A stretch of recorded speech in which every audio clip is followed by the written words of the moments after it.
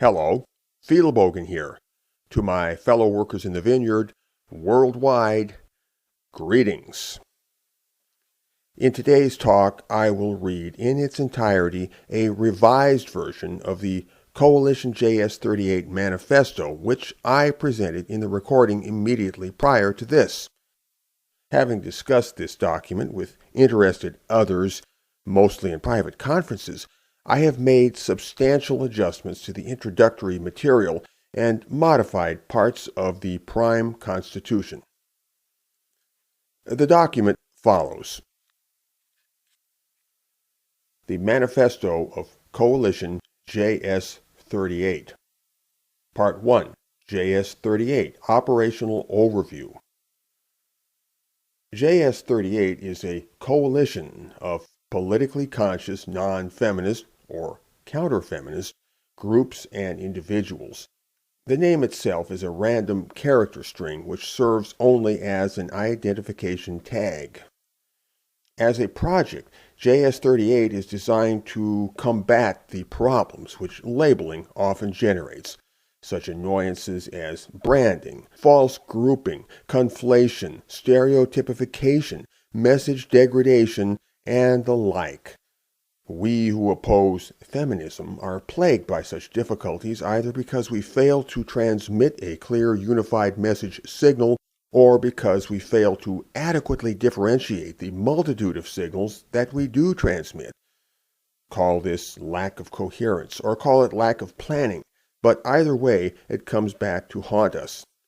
Worse yet, the legacy has been accumulating for years, and we are now in it up to our earlobes.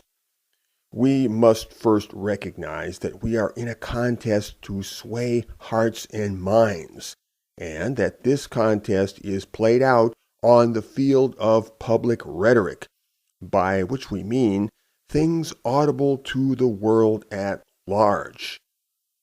Fortified with that understanding, we must set about to craft a message as best we are able. Hence the JS38 Coalition. Our project is designed to boost and clarify a chosen message signal in a way that cuts through the chaotic background noise from other feminist efforts, groups, and individuals. In this way, our chosen message will gain a more individuated presence within the public discourse. Think of the JS38 message signal as a tidy corner in a messy room. It naturally draws attention and creates focus. It becomes a center of orientation.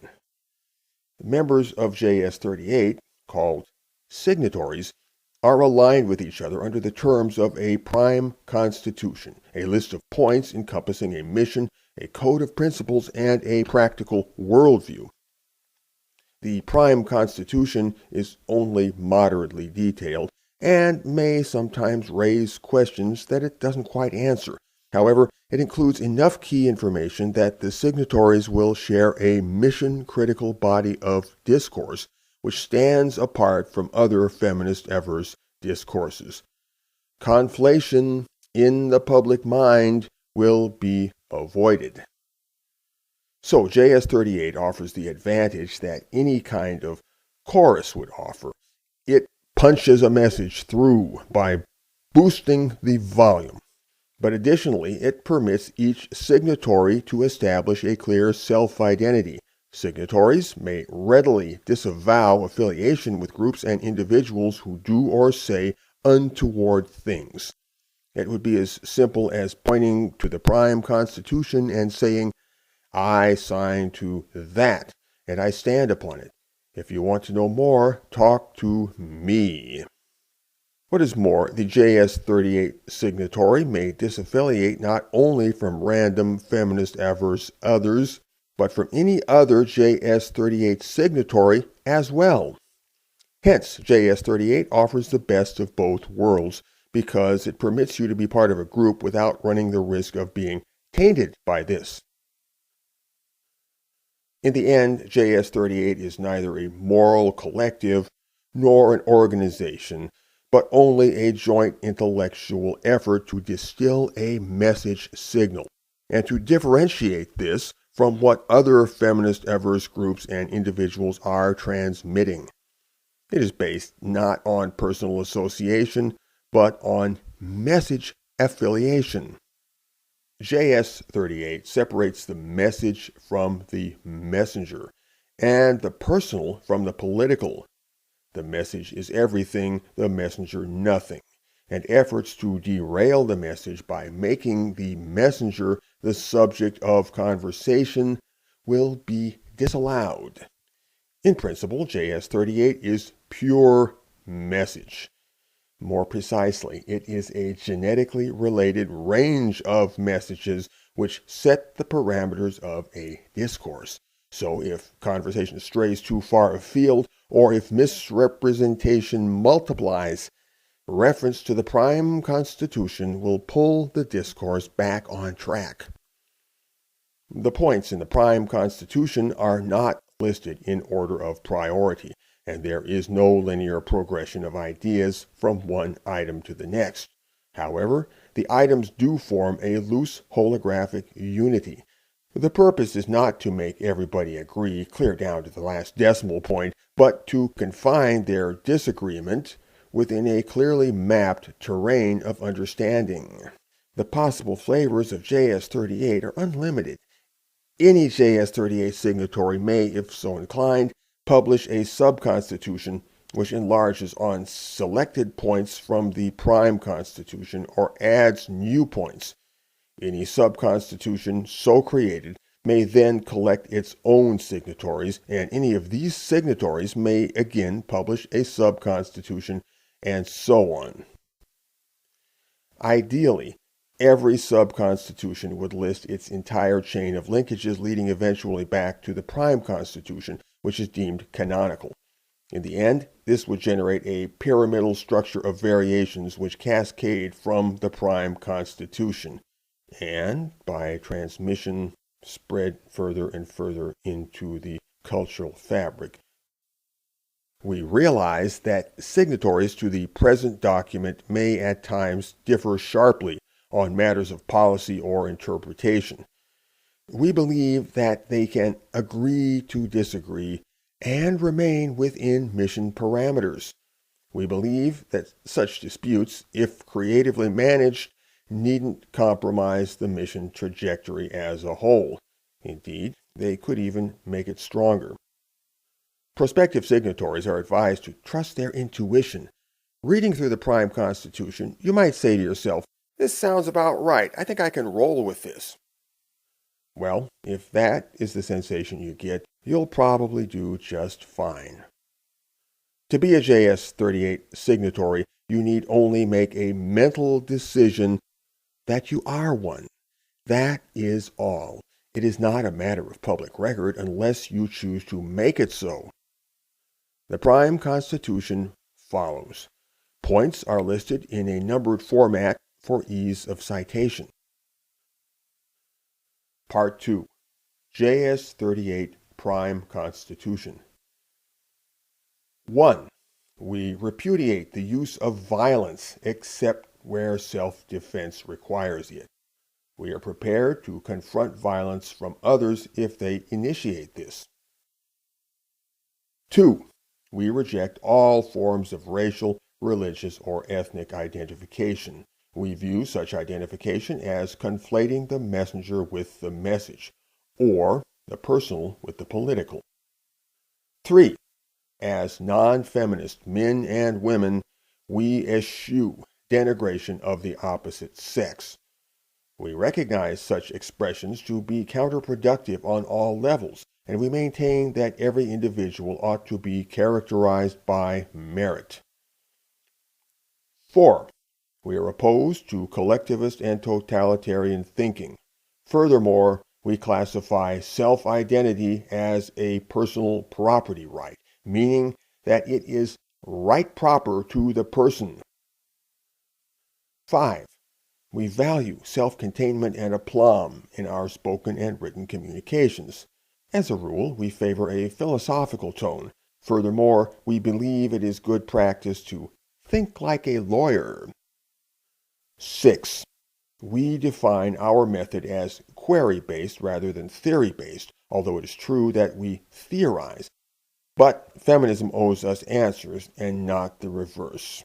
We consider the feminist regime as subject to an inquest. Thus, if we proceed on the assumption that feminism is X, we are anticipating proof that feminism is not X, and shall expect our concerns to be sensitively and respectfully addressed. 7. If a particular idea is not expressly stated in this document, it cannot be attributed to the document. Equally, however, it cannot be said that the document excludes it. 8. Our discourse shall be mainly of a political or world historic character, set upon the great stage. Accordingly, we shall not dwell upon the mundane micro-realities of personal relationships or the puzzles which arise in that realm. Above all, we eschew the element of personal complaint in this realm. 9. We shall make it our chief business to agitate against feminism, and shall touch upon men's issues as a subset of this topic when we are talking about the damage feminism does to the world. In this, we consider that we are striking the root of the difficulty rather than hacking at the branches. 10. We recognize that the de facto consequence of feminist innovation has been to make male and female into separate political interest groups or power blocks. We maintain that this does not bode well for the long-term viability of civilization. 11. We recognize that men as a group are unaware that they have political interest as a group, and that said unawareness makes them vulnerable to erosion of their well-being within the social polity. 12. We assert that all men are men, and shall waste no time disputing what is a real man or otherwise. A man may be a good man, a bad man, or an indifferent man, but he is a man all the same, and never less than a man. As men, we shall treat other men with brotherly kindness and forbearance, unless they give us compelling reason to do otherwise. 13. We endorse political solidarity among non-feminist men as an indispensable part of the non-feminist work in general. We recognize that political headway cannot be made against feminism unless a critical number of men acquire male political consciousness. 14. We recognize that the growth of male political consciousness could increase the male-female political split and exacerbate the dangers inherent to it. Yet we cannot deny that the growth of male political consciousness is necessary. In consequence, we recognize that we are in a paradoxical double bind, a catch-22, a damned if you do, damned if you don't dilemma. That is what feminism has brought us, and a nuanced, high-level understanding of this reality is necessary if we hope to extricate ourselves. 15. We recognize that, regrettable though it be, men in growing numbers might have no choice but go their own way in the face of growing anti-male conditions. We shall not judge them or condemn them on that account. This is not a prescriptive statement, but a reality-based prediction. It is proffered in the understanding that such things might be prevented and the worst avoided. 16. We affirm that males and females possess, on average, biogenetically based differences in psychology and behavior, and that these differences are not due to cultural training. We maintain that it is foolish to pretend such differences, on average, don't exist. 17. We affirm that the existence of male-only social space, in the form of groups, clubs, and organizations of whatever sort, is a positive good. We assert that such things ought to make part of any future society we would aspire to, and that the formation of male-only spaces should begin immediately. 18. We seek to bring about a decolonization of the non-feminist mind. To that end, we claim an epistemic standpoint independent of feminist discourse, and from said standpoint, we develop a counter-discourse. 19. We assert that the non-feminist community is an autonomous power in relation to the feminist community. As such, diplomatic courtesy from the feminist community will be expected. 20. We assert the prerogative to define feminism in the light of our own study, regardless of feminist objection to such a proceeding. Simply put, feminism categorically is what we say it is. Our authority to make this claim is equal to any other, and our audacity in making it marks an historical violation of previously accepted authority. As such, our action is revolutionary. 21. When we state that feminism is X, we are describing what feminism is for us, from a non-feminist epistemic standpoint, in terms of our own observation and experience. We know that the feminists have always done the very same thing from their particular standpoint, and would affirm that they are entitled to their own linguistic usage within their particular community. However, when they venture into the world at large, they must not presume upon the linguistic usages of others. 22. We recognize that feminist issues and talking points, whether singly or as a list, are not in themselves feminism. Feminism as a thing is transcendent. It is greater than the sum of its issues and talking points. In fact, it is a worldview. For that reason, it is possible to agree with a feminist on a great many points and yet be adamantly opposed to feminism as such. 23. We affirm that feminism generates a cloud of inconsistency or indefiniteness about itself, and switches from one set of rules to another as need dictates. In that light, our endeavor shall be to instill upon feminism the strictures of a finite game. 24. We recognize that feminism is a product of the entire cultural spectrum, and not merely of the political left, as so many have insisted. 25. We affirm that feminism as a cultural project seeks to increase the individual and collective power of women with no limit. In that light, our endeavor shall be to instill upon feminism the strictures of a finite game. 26. We affirm that the feminist drive to increase female power involves a willful attack upon men and maleness as such. 27. We recognize that according to feminism, everything wrong with the world flows from a male source, or, as the saying goes, that men are the problem. We work to expose this way of thinking wherever it crops up. 28. We affirm that men and women share the same social ecology, and that harm to any part of this system will generate systemic consequences. Consequently, we recognize that feminism's attack upon men amounts to a war of aggression against the world at large, and that this war will damage men and women alike. 29. We affirm that feminism is dynamic, must remain perpetually in motion, and that if forced to become static, would expire. We refer to this condition as perpetual revolution. In that light, our endeavor shall be to instill upon feminism the strictures of a finite game. 30. We recognize that the feminist campaign for equality between the sexes is fraught with hypocrisy in practice.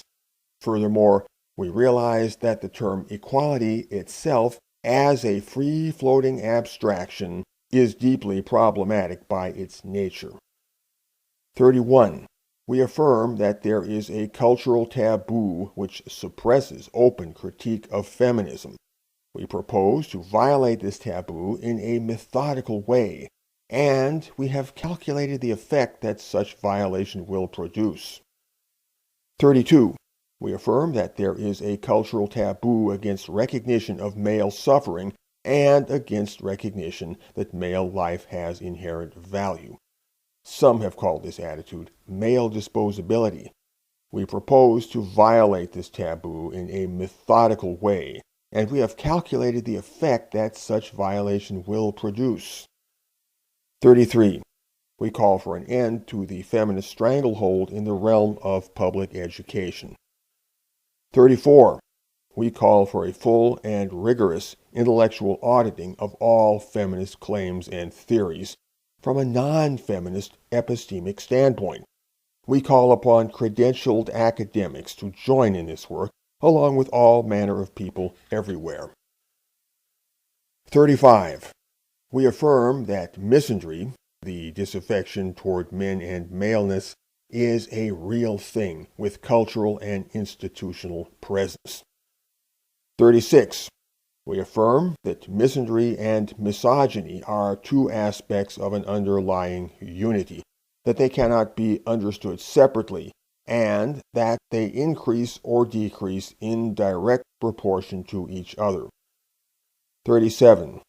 We affirm that misandry, rather than misogyny, is the primary driver behind the present crisis. 38.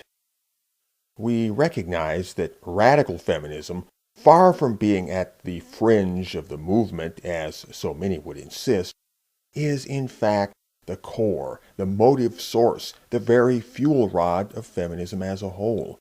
Without radical feminism in some form, there would virtually be no feminism at all. 39.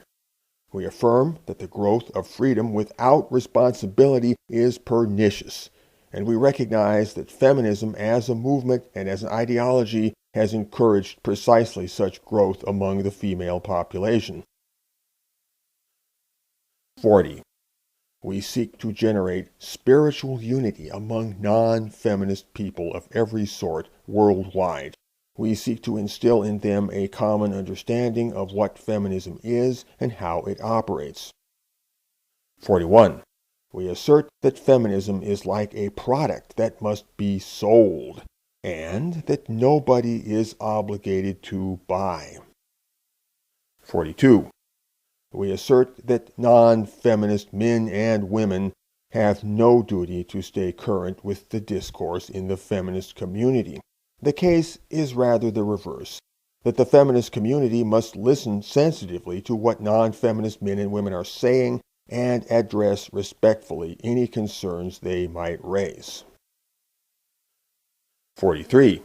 We maintain that feminism, in its ideological and politicized form, was imposed on the world as a social innovation, and that the impacted population was never consulted about this. For that reason, among others, we view feminism as a primary aggressor. 44. We maintain that the aggressor in any conflict sets the terms of engagement. Feminism, as a primary aggressor, will predictably find itself engaged upon the terms which it, the aggressor, has originally established. There is no reason not to anticipate this, since we have never known the world to operate otherwise. 45. Failure by any feminist to display diplomatic tact when dealing with a non-feminist shall be considered a form of feminist aggression. Given that feminism is the primary aggressor, the primary burden of establishing diplomatic trust shall fall upon feminism accordingly, and any individual feminist who wishes to parley with our side ought to show especial diligence in this connection.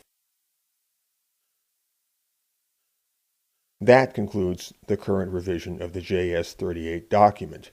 Further amendments will be forthcoming until a satisfactory final form has been reached. The text of the current revision is linked in the low bar of this video. Vielbogen. Out, out, out, out, out, out, out, out.